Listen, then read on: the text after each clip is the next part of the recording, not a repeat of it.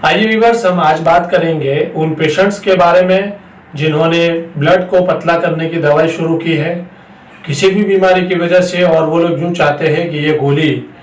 जिसको हम रोजाना ले रहे हैं और डॉक्टर ने बोला है कि इसको लाइफ टाइम लेना है और वो इस गोली से जान छुड़ाना चाहते हैं, यानी इस गोली को बंद करना चाहते हैं।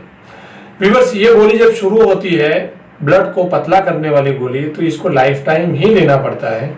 तो अब इस गोली को बंद करना है तो इसको हम किस तरीके से बंद करेंगे और इसको बंद करने की क्या तरकीब रहेगी। तो व्यूअर्स, आज के हम इस पूरे वीडियो में इस टॉपिक पे तफसील से बात करेंगे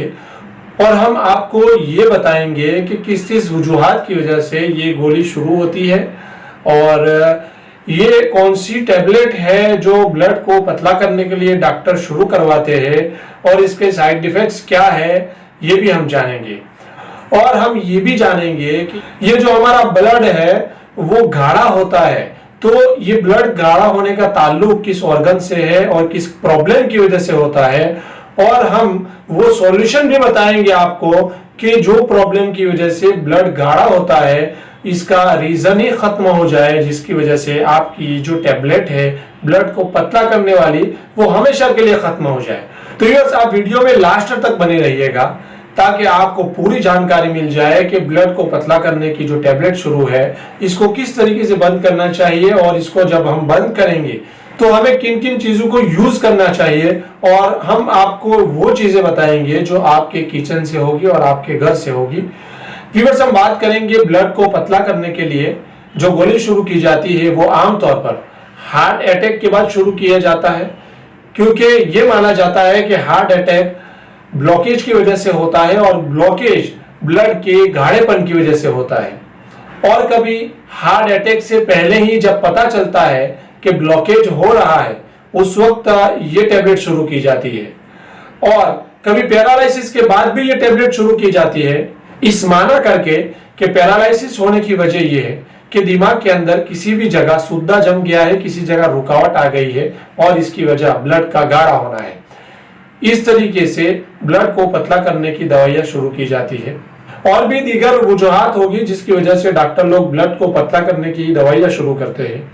आमतौर पर ब्लड को पतला करने की जो दवाइयां होती है उसमें एस्पिरिन नाम से दवाई होती है जिसको इकोस्प्रिन से जाना जाता है। अब वो दवाई जो है, इसके आप गूगल पे सर्च करोगे कि इकोस्प्रिन के साइड इफेक्ट्स क्या है, तो उसमें ये इस तरीके का सरफेस आपके सामने खुलेगा। इसके साइड इफेक्ट्स में लिखा हुआ है पेट की खराबी का होना, यानी ये टैबलेट लेने से पेट खराब भी रहता है, सीने और पेट में जलन का एहसास होता है, जख्म और खून का बहना ये भी हो सकता है, यानी इस टैबलेट के लेने की वजह से कभी मैदे में या आंतों में जख्म भी हो सकते हैं, और कभी इंतहाई ज्यादा ब्लड पतला हो जाने की वजह से किसी भी जगह से ब्लीडिंग भी हो सकता है। कानों में सनसनाहट का आवाज होना और सुनने में प्रॉब्लम आना, पेशाब की मिकदार में तब्दीली का आना यानी ज्यादती का आना। और इसका बहुत ही बड़ा साइड इफेक्ट यह है जो ज्यादातर लोगों के मुंह से भी सुनने में आया है और ये गूगल पर भी लिखा हुआ है कि ना मालूम होने वाली थकावट, यानी बहुत सारे इकोस्प्रिन खाने वाले पेशेंट कमजोरी, वीकनेस और थकावट की शिकायत करते हैं। तो ये जो प्रॉब्लम्स आती है वो इकोस्प्रिन को लंबे टाइम तक लेने की वजह से, इसको शुरू रखने की वजह से होती है। आपने ये तमाम के तमाम साइड इफेक्ट को जान लिया होगा कि मेडिसिन एक है, इससे फायदा एक ही हासिल करना है, लेकिन बहुत सारे नुकसानात इसकी वजह से बर्दाश्त करने पड़ रहे हैं। तो व्यूअर्स, कौन नहीं चाहेगा कि ये गोली हमारी बंद हो जाए और इसकी जगह पे कोई ऐसी चीज शुरू हो जाए जो बदन के लिए फायदेमंद भी हो और जो प्रॉब्लम है वो प्रॉब्लम भी खत्म हो जाए। व्यूअर्स, हम इसके सॉल्यूशन को जानने से पहले हम ये बात जान ले कि किस प्रॉब्लम की वजह से, किस ऑर्गन में मिस्टेक होने की वजह से ये प्रॉब्लम हमें होता है, ताकि जिन लोगों को ये प्रॉब्लम हो रहे हैं और अभी इनका ब्लड गाढ़ा नहीं हुआ है तो इनको भी समझ आ जाए कि हमें इन प्रॉब्लम का बहुत ही जल्दी से सॉल्यूशन करना चाहिए। तो व्यूअर्स, हम वो वजह जानेंगे जिसकी वजह से ब्लड गाढ़ा होता है, और उसमें सबसे आगे है और सरफहरिस्त है हमारा लीवर। लीवर वो ऑर्गन है जो कोई भी चीज खाई जाती है तो उस चीज का साइड इफेक्ट होता है वो सबसे पहले पेट के बाद, स्टमक के बाद लीवर में होता है। लेकिन लीवर की तासीर है, खासियत है कि उस जहर को और उस साइड इफेक्ट्स को अपने अंदर एक्सेप्ट कर लेता है, इसको जल्दी से निकालता नहीं है। और जब लीवर उस साइड इफेक्ट्स को और इस जहर को जब एक्सेप्ट करता है और अपने अंदर बिठा लेता है, तो उसके बाद फिर वो स्प्लीन के अंदर दाखिल हो जाता है। और जब लीवर के अंदर कोई मिस्टेक होती है तो फिर वो ब्लड जो हमारा बनने वाला है वो भी मिस्टेक वाला बनता है। आमतौर पर लीवर इफेक्टेड होता है दो तरह से। एक तो लीवर के अंदर बैड हैबिट की वजह से, जैसे स्मोकिंग की वजह से और तंबाकू और गुटखा खाने की वजह से, और उसके अलावा जिनको होटलों का खाना और ज्यादा तली हुई चीजें खाना, जली हुई चीजें खाना, उन चीजों की वजह से लीवर के अंदर कचरा बैठ जाता है, टॉक्सिन बैठ जाता है, जिसकी वजह से उनका ब्लड जो है वो गाढ़ा होता है। दूसरा रीजन ये है कि बहुत सारे लोगों की आदत होती है कि वो ठंडा और एकदम चिल्ड पानी पीना पसंद करते हैं, या दही और छाछ का इस्तेमाल ज्यादा करते हैं, या तो वो चावल बहुत ज्यादा खाते हैं। तो ठंडी चीजें यूज करने की वजह से लीवर के अंदर जो गर्मी होती है, जिसकी वजह से हमारी जो खाई हुई ग़िज़ा होती है उसके अंदर का जो रॉ मटेरियल होता है उसको मिनरल्स और विटामिन के अंदर जो कन्वर्ट करने का काम करती है, वो गर्मी बुझ जाती है, जिसकी वजह से हमारा जो खाया हुआ है उसके अंदर जो रॉ मटेरियल है, जो विटामिन और मिनरल्स बनने वाला है, तो उसका जो पकना होता है वो बराबर पक नहीं पाता है। इसकी वजह से बहुत सारी ऐसी चीजें जो अनडाइजेस्टेड होती है वो ब्लड के अंदर मिल जाती है। उसकी वजह से जो ब्लड की क्वालिटी होती है वो बिगड़ जाती है। ब्लड के अंदर जो रिशे होते हैं और ब्लड जो अच्छे से बनना चाहिए वो नहीं बन पाता है। ब्लड हमारा ठीक होने लगता है, गाढ़ा होने लगता है। तो एक दूसरा रीजन है कि लीवर के अंदर ठंडक का भर जाना, लीवर के अंदर सर्दी का बढ़ जाना, जिसकी वजह से उसके अंदर जो ब्लड को पकाने वाली जो खिल्त है, गर्मी है, वो खत्म हो जाती है। व्यूअर्स, जो भी रीजन हो, मैं अलग अलग पेशेंट्स के मिजाज के हिसाब से और बॉडी लैंग्वेज के हिसाब से मैं आपको दो इलाज बताऊंगा, और अगर इसको समझते हुए आप अच्छे से कर लेंगे तो आपकी जो ब्लड को पतला करने वाली टैबलेट है वो धीरे धीरे धीरे छूट जाएगी। उसके अंदर सबसे पहले मैं काढ़ा बताऊंगा, और वो काढ़ा ऐसे लोगों के लिए होगा जो इस तरीके से दिखते हैं, यानी दुबले पतले हैं, और इसके साथ में इनको ब्लड के गाढ़ा होने की प्रॉब्लम है। तो व्यूअर्स, आप सुनिएगा वो काढ़ा क्या है। उसमें लेना है 2 अंजीर, 10 मुनक्का, 1 चम्मच सौंफ, 1 टुकड़ा दालचीनी का लेना है। इन तमाम चीजों को रात को 1 गिलास पानी में भिगा देना है। सुबह में उठ के इसको थोड़ा सा गर्म करना है, हल्का सा गर्म करना है, बहुत ज्यादा उबालना नहीं है। और इसको छान के जब ये एकदम ठंडा हो जाए तो इसको पी लेना है। एकदम ठंडा होने का मतलब यह है कि रूम टेम्परेचर पे आ जाए तो इसको पी लेना है। इस काढ़े के अंदर अगर कॉन्स्टिपेशन बहुत ज्यादा रहता है तो सना पत्ती डालनी है, और वो हफ्ते में 3 मरतबा डालनी है। और कॉन्स्टिपेशन बहुत ज्यादा नहीं रहता है आपको तो सना पत्ती को हफ्ते में 1 ही बार डालनी है, और वो 1 चम्मच। आइए हम बात करेंगे इस तरीके के पेशेंटों की, यानी जो लोग वेट में है, बॉडी में है, और बदन के अंदर बलगम और कफ का एहसास और सर्दी का एहसास बहुत ज्यादा रहता है।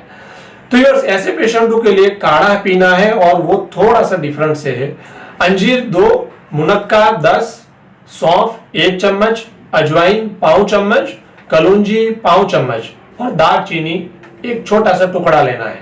रात को 1 गिलास पानी में भिगाना है, सुबह में उबाल के इनको पानी पीना है। लेकिन ये लोग जो पानी पिएंगे वो हल्का सा नीम गर्म पानी होगा, यानी इतना गर्म होगा कि वो पी सके। उनको एकदम से रूम टेम्परेचर पे लाके नहीं पीना है, थोड़ा सा गर्म पीना है।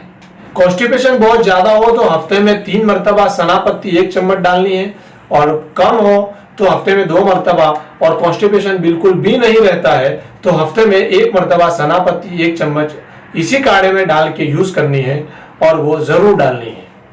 अब ये दूसरे तरीके के जो पेशेंट है तो इनको लिपोटेप टैबलेट करके हमदर्द की एक टैबलेट आती है जो पर्टिकुलर ब्लड को पतला करने के लिए बनाई गई है। इसको 2 टैबलेट रात को यूज करनी है। अगर एसिडिटी का एहसास हो तो सुबह शाम 1-1 करनी है। अगर लिपोटेप टैबलेट आपको ना मिल सके तो हिमालय की लहसुन टैबलेट आती है, जिसका पोस्ट आप देख रहे हो, वो टैबलेट आपको यूज करनी है, और सुबह शाम 1-1 ही लेनी है। व्यूअर्स, दोनों पेशेंटों के लिए अब मैं जनरल बात करूंगा, क्योंकि ये जो प्रॉब्लम होता है वो बदन का सही काम न करना, यानी डाइजेस्टिव ऑर्गन है, उनका जो डाइजेशन का जो काम है वो सही तरीके से न कर पाना, इसका ये नतीजा होता है कि ब्लड जो है वो अच्छे से पकता नहीं है और उसके अंदर हजम न हुई चीजें भी मिल जाती है, जिसकी वजह से ब्लड की जो डेंसिटी होती है, ब्लड की जो क्वालिटी होती है, उसके अंदर बिगाड़ पैदा होता है।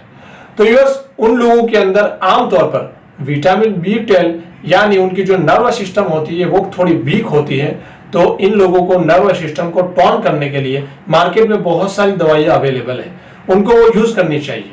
पहले तरीके के जो पेशेंट हैं, इनको अश्वगंधा टैबलेट हिमालय की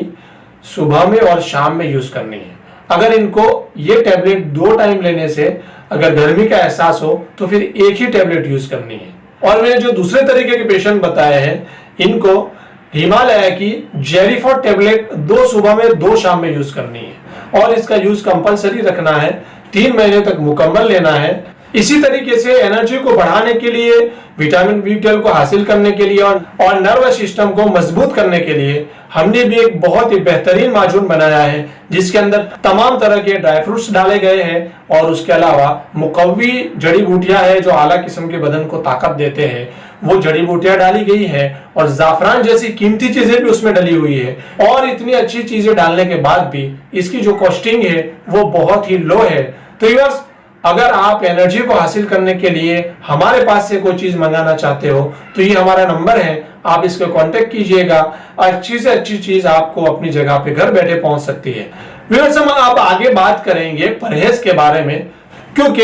ये जाहिरी बात है कि जो हम दवाई ले रहे हैं वो दवाई 10 ग्राम, 15 ग्राम, 20 ग्राम, 25 ग्राम हमारे पेट में जाती है, लेकिन जो खाना हम खा रहे हैं वो 100 ग्राम, 200 ग्राम, 300 ग्राम, 400 ग्राम, 500 ग्राम की मिकदार में हमारे पेट में जाता है। अगर हम खाने पीने में ख्याल नहीं रखेंगे और खाने पीने में हम परहेज का ध्यान नहीं रखेंगे तो यूअर्स, वो 25 ग्राम दवाई जो पेट में गई है वो 500 ग्राम खाने का मुकाबला कैसे कर पाएगी। तो यूअर्स, परहेज 1 नंबर पे है और दवाई 2 नंबर पे है, इसलिए आपको चिकनाहट वाली तमाम चीजें अवॉइड करनी है। अगर आपको कोई बैड हैबिट है तो इसको अवॉइड करना है और ठंडा चिल्ड पानी नहीं पीना, दूध, दही, छाछ वगैरह का यूज नहीं करना है और स्ट्रिक्टली चावल से परहेज करना है। तो व्यूअर्स, आज के लिए इतना ही बस, और फिर हम एक नए टॉपिक के साथ आपकी मुलाकात करेंगे।